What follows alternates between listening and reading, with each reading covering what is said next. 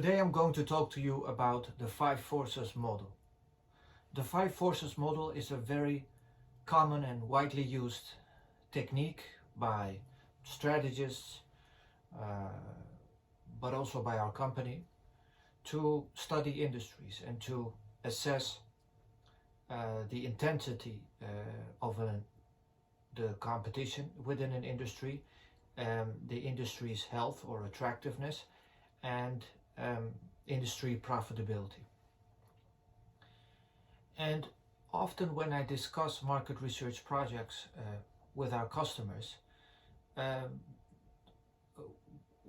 notice that often they tend to be more interested in obtaining business information or commercial data regarding their customer acquisition objectives. So they would like to know how large the market is, what the growth of the industry is, how many customers or consumers there are that for their product or services. But when I confront them about the importance of the competitive landscape and whether they would like to include an assessment of that, or whether they have already had a comprehensive look, they tend to get reservations, and they're not so sure whether that's really necessary. So they might say things that are based on a too narrow definition of competition. They might say things such as, well, we are in a new industry, so we don't have a lot of competitors, or they might mention a few competitors that sell exactly the same product, overlooking other important drivers of competition and forces. And so what they don't realize is that actual competition goes well beyond existing rivals to include 4 additional forces: substitute products or services, so the pressure coming from that, bargaining power of suppliers, bargaining power of buyers, and the threat of new entrants. And it is especially recommended to keep an eye out on substitute products that might arise outside of your industry, in seemingly unrelated industries that might become a serious threat or alternative to your product and services. And secondly, I would pay extra attention to new entrants who might diversify from another industry and enter your industry with using their existing cash flows or capabilities and disrupt your industry. So, and to give a couple of examples, for example, for a recruiter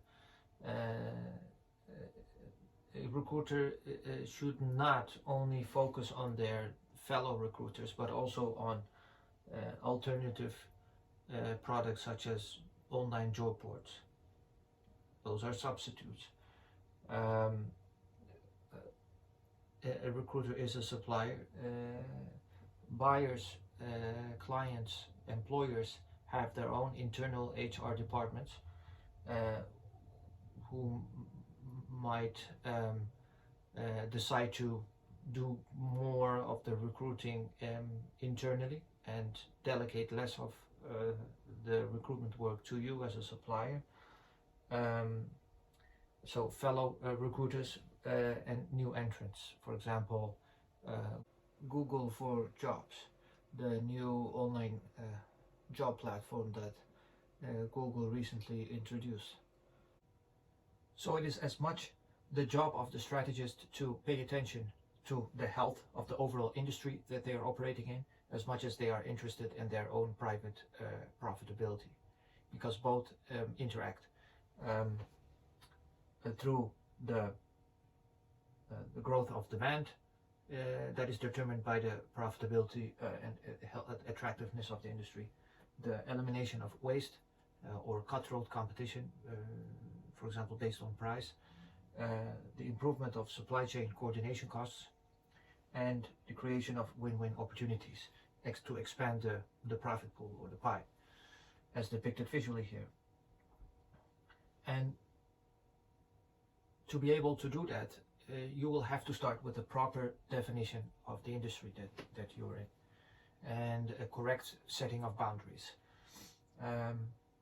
So if you set the boundaries too broadly, you might be distracted by unimportant players or forces, and you might overstretch. But if you set your boundaries too narrowly, you run the risk of overlooking important threats or opportunities that you will not be able to exploit. So there are a couple of methods to define an industry. One is by the division between the scope of products or services, scope in terms of especially the technology and the science that goes into developing the product, and the geographic scope, so the locations where your competition is located and where competition takes place. Another rule of thumb to do a correct industry definition is to assess the five forces within, if you're comparing between two products, the five forces within each of the products industry and the extent of similarity. So if two or more of the five forces look quite different, then you're probably dealing with two different industries. And this is important because it will help you in identifying what business you are in or what business you want to be in, and formulation of strategy. Now, I have included in this presentation an additional methods to simplify the industry definition, and that method comes from outside of the five forces model. It comes from evolutionary economics, and it is a more suitable method to determine the strength of the competitive intensity in more knowledge-based industries, for example high-tech sectors. And I will come back to that later, but they are can be seen here underneath the whiteboard. So without further ado, I will now take a closer look at the five forces. So now I will take a closer look at each of the five forces, and I will do that by going through the underlying sources or drivers of the strength of each force. And I will do that by starting with entry, arguably the most important force. Depending on the industry, it changes per industry, but this is usually a very determining factor for the intensity of competition. And the extent to which entry is a important force depends on price.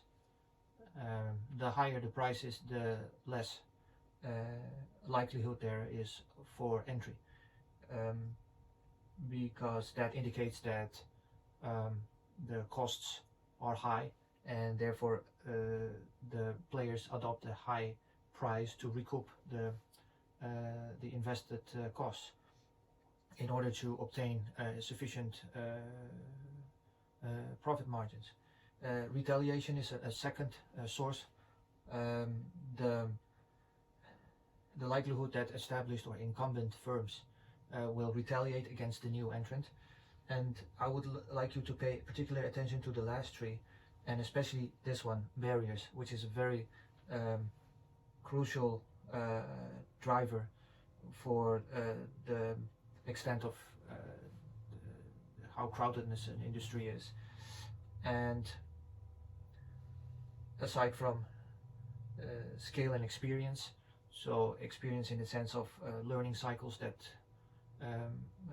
players experience and the properties, so the extent to which skills and change in the industry are playing a role. And finally, as I said, barriers, those could be technological, but those could be government regulations, switching costs, differentiation, product differentiation, capital requirements, etc. So there are a bunch of barriers to entry, and they feature very prominently in any assessment of an industry. As well as these three sources are related to the additional methods that I'm going to discuss at the end for defining an industry and to determine the scope of products and the geographic scope. But that will come later. So rivalry. The size and quantity of players, the larger the size, the less rivalry there will be, and the less crowded an industry is, so the more concentrated and less players there are, the less intense will rivalry be. The diversity of competitors, the speed of growth, obviously the higher the speed, the more growth there is, the less the rivalry will be. Whether there are strategic stakes involved, whether their players are very invested or not, and therefore exit barriers might be high as well when there are a lot of strategic stakes involved, and that will increase rivalry. The extent of differentiation, it plays a role here as well. So whether products are standardized or differentiated, so in terms of the type of services and products that are being offered, for example, whether players compete on the basis of just price or customer service, etc. Capacity augmentation, in the sense that whenever players add a lot of capacity to the market in large increments, this will obviously increase rivalry. And whether there are fixed or storage costs involved, the higher the fixed cost, the more urgent players will feel to engage in cutthroat competition to be able to sell their products and to recoup their investments, fixed cost investments, and the dimension. So whether competition is done on the basis of price, service, quality, you name it. Buyers. Buyers are able to become your competitor, whereas they were not before. So to get, if you recall the first example that I gave of my discussions with my customers, they, even in new industries where there aren't many direct established rivals, there aren't many direct rivals that do exactly the same as you are or have the same size. Buyers that, for example, already existed, your potential buyers that already existed for a long time in the industry, might backward integrate. So they might do activities upstream and grab some of the activities that you are employing and do it internally in-house. An example is, of course, Apple, which decided to produce their own chips, and that was an example of backward integration that increased their bargaining power with the opposite effect for their suppliers, such as Intel. The nature of purchase, so whether it's a standardized or a differentiated purchase, switching costs, so whether they're, for example, due to the integration of computer software systems, companies have a difficult time to switch from suppliers switch, so that will also determine the extent of how strong the buyer is in that industry. So if a supplier has more opportunities to switch, that will increase the power of the supplier, and vice versa. The share of the buyer also, if the share of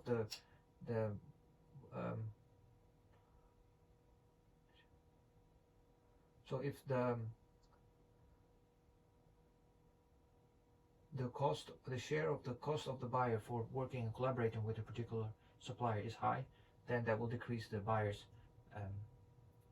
bargaining power. But if it's just a small fraction of the total costs of the buyer, then the opposite effect will take place.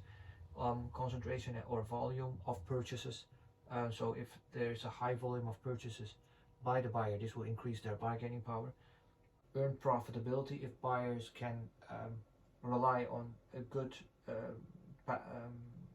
performance in terms of profitability, that will increase their negotiation space, because it will make them it will increase their chances to shop around among diverse suppliers.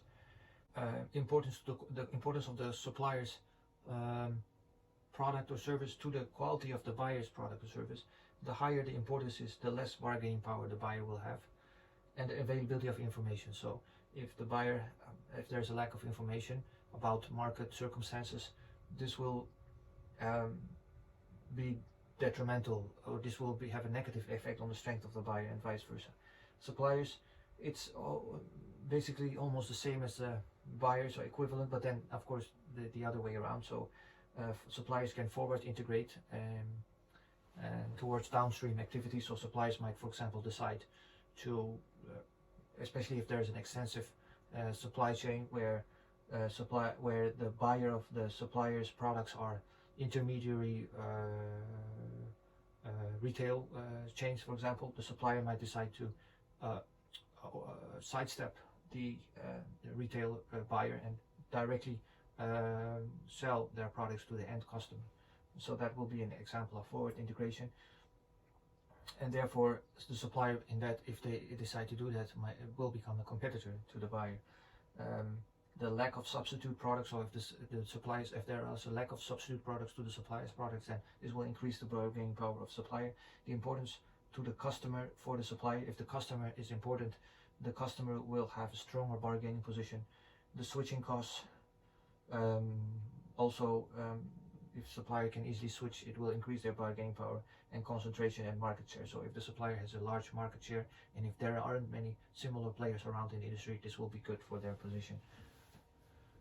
And then finally, substitute products. That depends, the strength of substitute depends on the price performance ratio, trends and developments, especially technological trends and developments, but also societal, industry growth.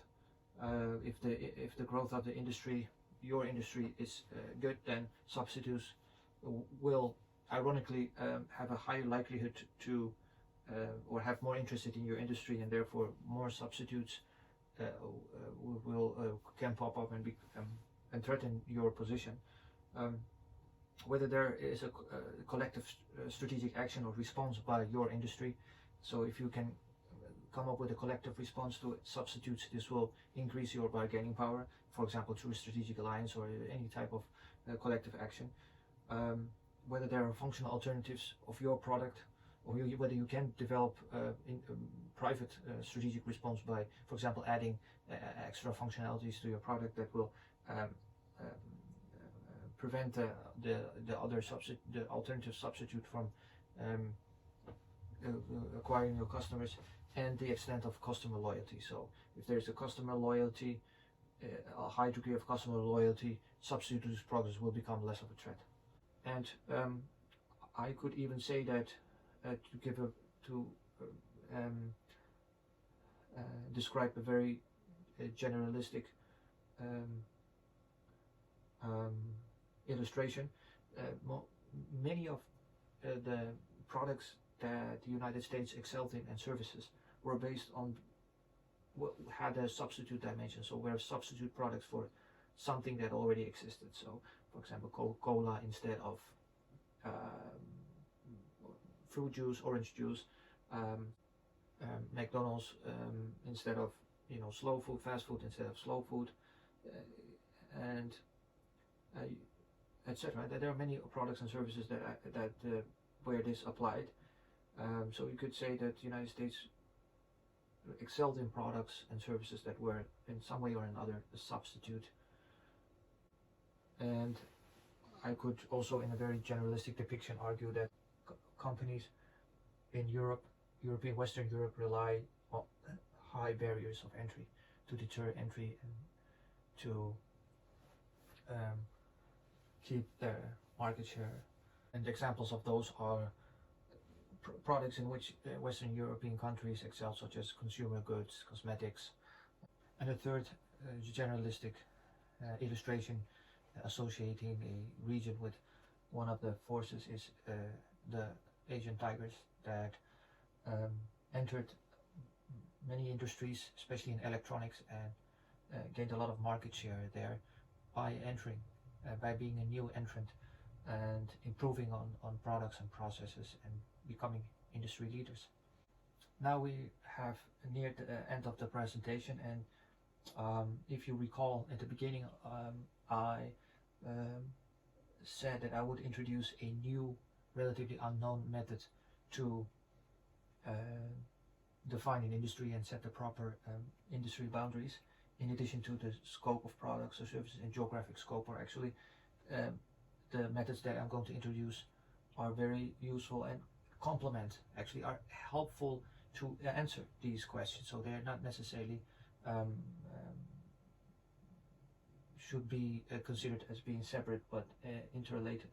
But these are more in-depth methods. So one is the sectoral innovation systems or technological regimes, and the other is national innovation systems or varieties of capitalism.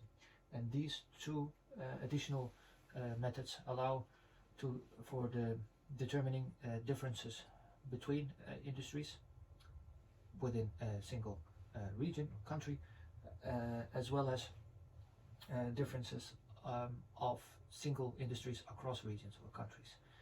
And determining this through recognizing technological entry barriers, properties of innovation, and social systems of innovation and production. So to begin with the first additional industry definition method, sectoral innovation systems specifies that the properties of knowledge are very important in not only defining the industry, but also the extent of entry barriers within a certain high-tech industry or knowledge-based industry, because these are more suitable for knowledge-based industries. One is knowledge specificity, the extent to which the knowledge is specific to a particular industry and does not apply to other industries. The higher the knowledge specificity is, the higher the entry barriers will be for example, large firms that would also like to enter the same industry or sector because of localized conditions or sectoral conditions. Knowledge tacitness, the extent to which knowledge can be transferred and codified or is not codifiable. And more knowledge is tacit, the less the knowledge will be transferred and getting into the hands of other players, the higher the entry barrier will be. Knowledge source, whether the source of knowledge comes from, for example, buyers or suppliers or users, the more the knowledge comes from external parties, the lower the entry barrier will be, and the higher the likelihood that the players that are the sources of the external knowledge enter your market. Knowledge diversity, in other words, the variety of disciplines, maybe complexity that plays a role in a particular industry, is a driving force for the strength of entry within high-tech industries. So concretely, that means that the higher the diversity is, the lower the entry barrier is, because there will be more opportunities because of the technological richness for other players to enter the industry. And finally, knowledge accumulation, so, or with a difficult word, cumulativeness. If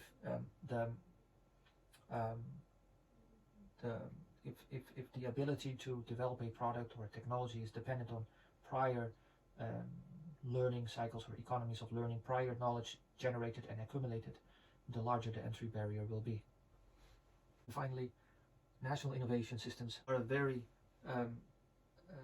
spot-on effective method to